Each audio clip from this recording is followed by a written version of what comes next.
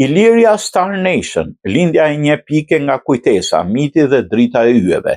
Një roman I ri epik, Iliria Star Nation, pjesa e parë e autores dhe regjizores Mrika Krasniqi, sapo është botuar duke kthyer në skemë frymën e lashtë të Ilirisë përmes një universi letrar, që ndërthur mitologjinë ballkanike me një fat kozmik. Romani ndërton një botë imagjinare të quajtur Illyra, frymëzuar nga trashëgimia ilire me anije, lufte, tempuj të shenjtë, yllësi të lashta dhe betime të harruar. Në qendër të ngjarjes qëndron një popull I shpërndar që kërkon të kujtojë identitetin e vet, ndërsa një beslidhje e lashtë me 13 mistrere të ruajtura mund të rikthejë ekuilibrin në një botë të kërcënuar nga uria dhe lufta.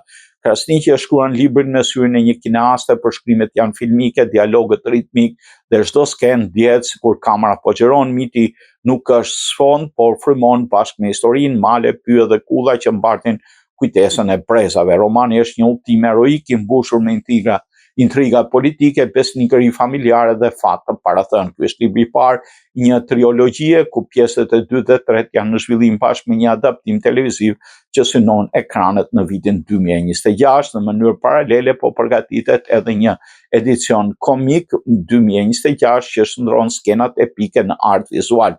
Një videolojë interaktive ku lexuesi mund të eksplorojnë Illyrën dhe të marrin vendime që ndikojnë në fatin e saj.